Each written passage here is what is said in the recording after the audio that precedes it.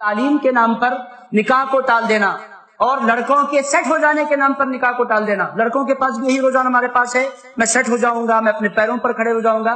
پیروں پر آپ 2 سال میں کھڑے ہو گئے تھے جب آپ چلنے لگ گئے تھے.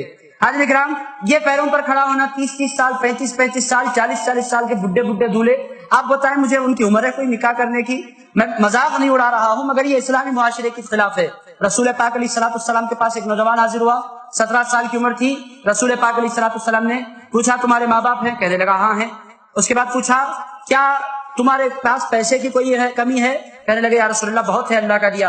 ارشاد فرمایا پھر نکاح کیوں نہیں کر لیتے؟ 17 سالہ نوجوان سے رسول پاک علیہ الصلوۃ والسلام نے فرمایا نکاح کیوں نہیں کر لیتے؟ نکاح کرو, لڑکیوں کا نکاح کرو, مردوں کا نکاح کرو. اور یہ وجہ بھی ہے, جب کسی کو لائف پارٹنر مل جاتا ہے 24 گھنٹے ایک سیکورٹی مل جاتی ہے. گناہ انسان کرنا بھی چاہے, جس کی بیوی ہوتی ہے وہ گناہ کر نہیں پاتا. کیوں؟ یہ 1-2 گھنٹے آفس کو گئے تو 10 فون آ جاتے ہیں, آپ کہاں ہیں جی, کب آئیں گے جی, کیا ہوگا؟ حاضرین کرام, وہ گھر پر آ جانے کے بعد وہ کہاں سے چھٹنے والا ہے؟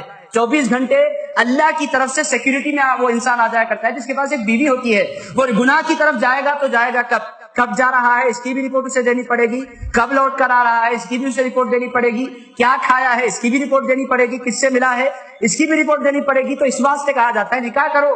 بیوی کیا ہوتی ہے؟ رسول پاک علیہ الصلوۃ والسلام نے ارشاد فرمایا جس نے نکاح کر لیا اس کا آدھا دین مکمل ہو گیا. آدھا دین مکمل ہو گیا. کیوں آدھا دین مکمل ہوا؟ اس واسطے کہ حفاظت کرنے والی اس کو مل گئی.